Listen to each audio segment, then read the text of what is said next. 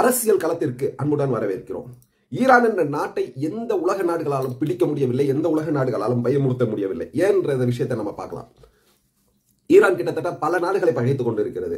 அருகில் இருக்கக்கூடிய 7 நாடுகள் இருக்கிறது. அதுல 7 நாடு எதுனா ஆப்கானிஸ்தான் இருக்கு, பாகிஸ்தான் இருக்கு, துர்க்மெனிஸ்தான் சொல்லிட்டு ஒன்று இருக்கு, துருக்கின்னு ஒன்று இருக்கு, ஈராக் இருக்கு.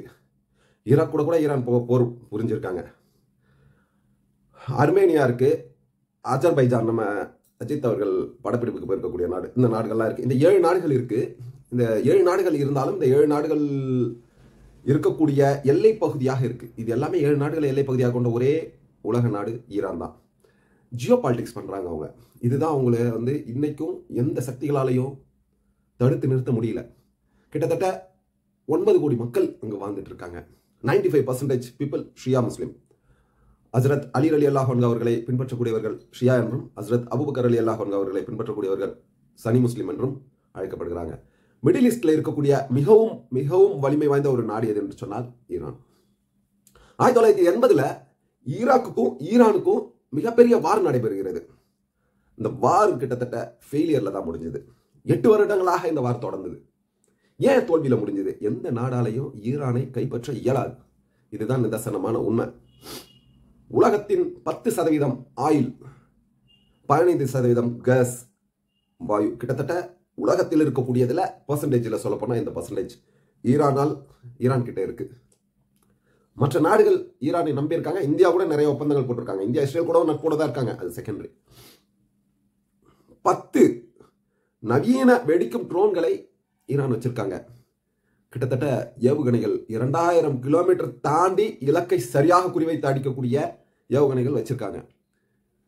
ஏன் ஈரான் தன்னை பாதுகாத்துக் கொள்வதற்காகவா, மற்ற நாடுகளுக்கு நான் ஒரு பலசாலி என்பதை நிரூபிப்பதற்காக இதெல்லாம் வச்சிருக்காங்களா?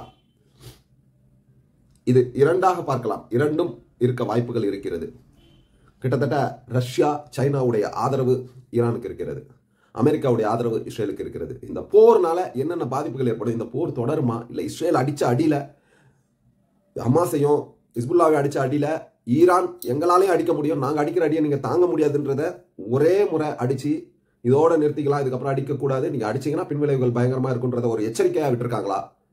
பொறுத்திருந்து தான் பார்க்கணும். அதே நேரத்தில் 2 பேருடைய பலத்தையும் நம்ம பார்க்க போறோம். இப்போ இஸ்ரேலுடைய அளவு, நில அளவு இருக்கும் இல்லையா, அது 21,937 சதுர கிலோமீட்டர் வச்சிருக்காங்க.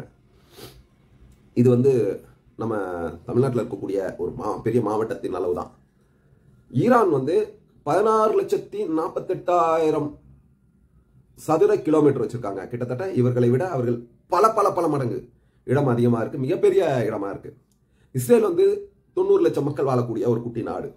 ஆனால் ஈரான் 8,75,00,000 கிட்டத்தட்ட 8,80,00,000 மக்கள் வாழக்கூடிய ஒரு மிகப்பெரிய நாடு. ரஷ்யா கிட்ட இருந்து ஆதரவை எதிர்பார்த்து ஈரான் இல்லை. ஆனா ரஷ்யாவுடைய ஆதரவு பலமா இருக்கு. ஆனா அமெரிக்காவின் ஆதரவோடு மட்டும்தான் இஸ்ரேல் இயங்கிக் கொண்டிருக்கிறது. இஸ்ரேல் போர் புரிகிறது என்று சொன்னால் அது அமெரிக்காவின் போராக தெரியுது. 1.7 மிலிட்டரி இருக்காங்க, 1.7 லட்சம் மிலிட்டரி இருக்காங்க இஸ்ரேல்ல. 6.3 லட்சம் மிலிட்டரி ஈரான்ல இருக்காங்க. கிட்டத்தட்ட தரைவழி தாக்குதல் நடத்தினார்கள் என்று சொன்னால் 2-3 நாட்கள் தான் இஸ்ரேல் முழுவதையும் ஆக்கிரமித்து விடுவார்கள். அப்பேற்பட்ட ஒரு வலுவாக இருக்கிறார்கள் ஈரான். 84,000 கோடி நிதியை அந்த பாதுகாப்புக்காக ஒதுக்குறாங்க இஸ்ரேல். அதே நேரத்தில் 2.1 லட்சம் கோடியை பாதுகாப்புக்காக ஒதுக்குறாங்க ஈரான். 241 போர் விமானங்களை இஸ்ரேல் வச்சிருக்காங்க. இதில் அதிகப்படியாக வச்சிருக்காங்க. 186 போர் விமானங்களை ஈராக் வச்சிருக்காங்க. கொஞ்சம் சற்று குறைவாக தான் வச்சிருக்காங்க. பீரங்கின்னு பார்த்தீங்கன்னா 1370 பீரங்கிகளை இஸ்ரேலும், 2000 பீரங்கிகளை ஈரான் வச்சிருக்காங்க. 150 ராக்கெட் லான்ச்சர் வச்சிருக்காங்க இஸ்ரேல். ஆனால் இதை விட பல மடங்காக 775 ராக்கெட் லான்ச்சர் வச்சிருக்காங்க ஈரான். 5 நீர்மூழ்கி கப்பல் வச்சிருக்காங்க இஸ்ரேல். 19 நீர்மூழ்கி கப்பல் வச்சிருக்காங்க ஈரான். இது எல்லாத்தையுமே நம்ம கம்பேர் பண்ணி பார்க்கறது. இது மட்டும் இல்லாமல் உலகத்தின் 14வது மிகப்பெரிய ராணுவ பலத்துடன் இருக்கக்கூடிய நாடாக ஈரான் இருக்கிறது. இது எல்லாத்தையும் நம்ம ஒப்பிட்டு தான் பார்த்து இருக்கிறோமே ஒழிய, ஈரான் என்ற நாட்டிற்கு ரஷ்யா ஆதரவு தெரிவிக்கிறது, சைனா ஆதரவு தெரிவிக்கிறது, உலக வல்லரசு நாடுகள் என்று பார்த்தோம் என்று சொன்னார். அதே நேரத்தில் இஸ்ரேலுக்கு அமெரிக்கா ஆதரவு தெரிவிக்கிறது. இது போன்ற ஆதரவு நிலைப்பாடுடன் நடைபெறக்கூடிய போர் 3ஆம் உலக போருக்கு வித்திட்டு விடக்கூடாது, பல உயிர்களை நாம் பலி கொடுத்து விடக்கூடாது என்ற எண்ணம் உலகத்தில் இருக்கக்கூடிய அத்தனை மக்களுக்கும் இருக்கிறது. உயிர் இழப்பது உயிர்தான், எந்த உயிராக இருந்தாலும் உயிர் தான். அடுத்த முறை திரும்பி வர முடியாத ஒரு உயிரை இழந்து கொண்டே இருக்கிறார்கள். அதே நேரத்தில் ஈரானில் இருக்கக்கூடிய மக்களுடைய எண்ணம் என்னவென்று சொன்னால், இந்த போரில் வெற்றி பெற்றோம் என்று சொன்னால் வெற்றி, இல்லை என்று சொன்னாலும் அது எங்களுக்கு வெற்றி தான், இந்த போரில் மரணித்தாலும் அது எங்களுக்கு வெற்றி தான் என்று உயிரை பற்றி கவலைப்படாமல் ஒரு பாதையில் சென்று கொண்டு இருக்கக்கூடிய மக்கள். ஆனால் இஸ்ரேல் ஒவ்வொரு உயிரும் பலி கொடுப்பதற்கு யோசிக்கக்கூடியவர்கள். இது ஒரு பலவீனமாக இருக்கலாம் இஸ்ரேலுக்கு. ஈரான் எதையும் தாங்கும் இதயம் கொண்டவர்களாக இருக்கிறார்கள். என்று சொன்னா காசால எத்தனை குழந்தைகளை கண்ணுக்கு முன்னாடி கைகால்லாம் இழந்து தலையை சிதறி இறந்த குழந்தைகள் அதையும் பார்த்து எந்த ஒரு சஞ்சலமும் இல்லாமல் சற்று கடினமான வழி இருந்திருக்கும். ஆனால் அடுத்த கட்ட போருக்கு நாங்கள் தயாராகுவோம், திரும்பவும் அடிப்போம், நீங்கள் அடித்தால் வாங்குவோம், திருப்பியும் அடிப்போம் சொல்லிட்டு பயங்கரமான போர் புரிஞ்சிட்டு இருக்காங்க.